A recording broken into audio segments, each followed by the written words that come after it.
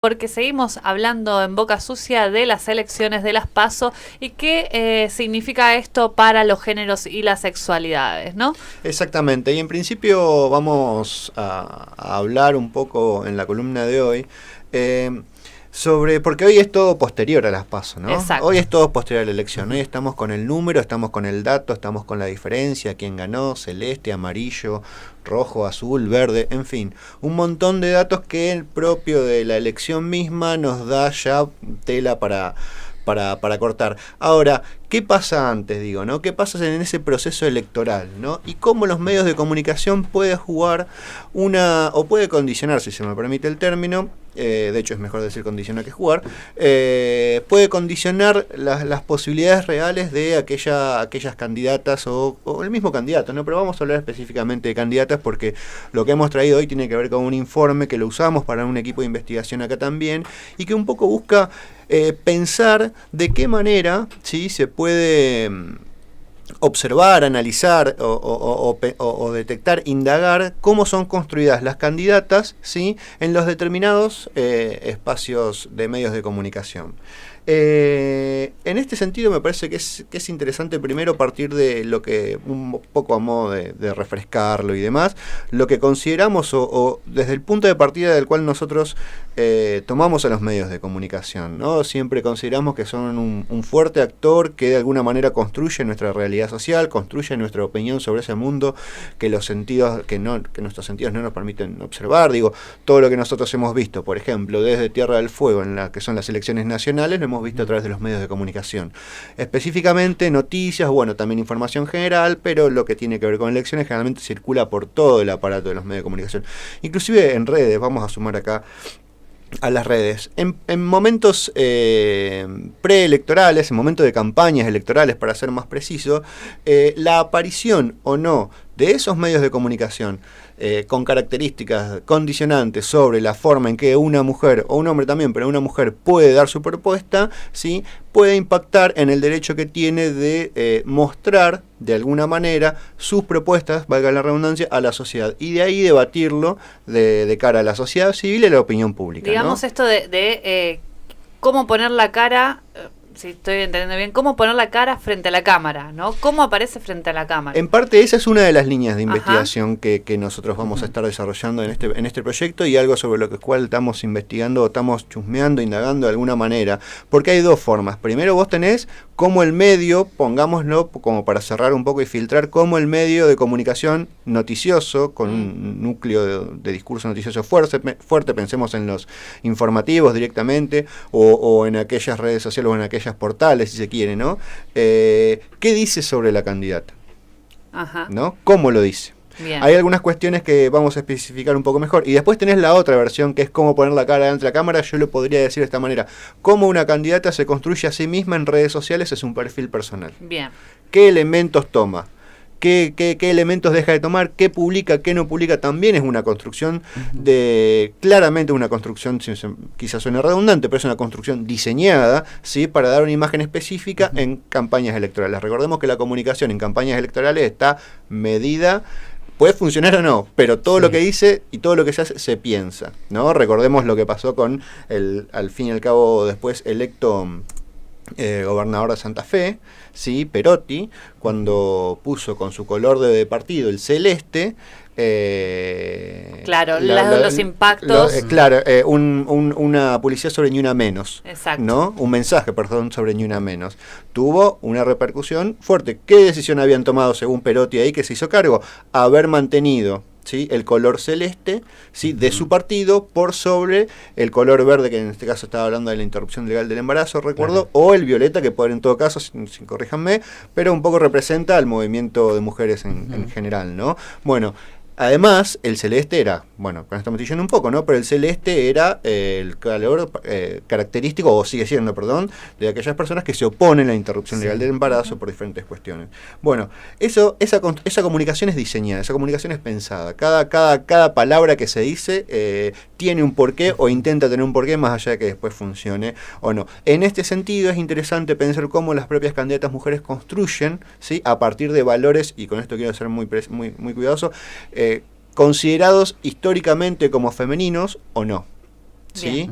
Tiene a su hijo Claro. en brazos cuando está, qué hace en relación a, o cómo cuenta en su perfil oficial sobre la maternidad, por ejemplo. Exacto. ¿No? Eso un poco como para pensar, las mismas candidatas, qué dicen sobre cuál es su propuesta, cuántas cuestiones propias de los reclamos en relación a la igualdad de género propone, ¿no? Siempre decimos esto, que una mujer no necesariamente garantiza una perspectiva feminista. Pero bueno, a partir de ahí es leer con esa pregunta. Uno puede leer muchos textos o puede leer muchas propuestas de los candidatos, pero una lectura puede ser distinta a la otra de acuerdo a la pregunta que se haga previamente. Y para analizar los medios, y en ese sentido, leer los perfiles de las candidatas, o los candidatos también, para ver cómo toman. Siempre yo sigo, o sea, siempre es muy, muy característico, porque la ficción lo ha tomado también, ¿no? Esto de el candidato, varón generalmente, besando al bebé, ¿no? Es como esa imagen simbólica de la política del candidato en campaña. Paternalista, claro, completamente. si se quiere, El ¿no? mejor. De ahí, claro, tal cual.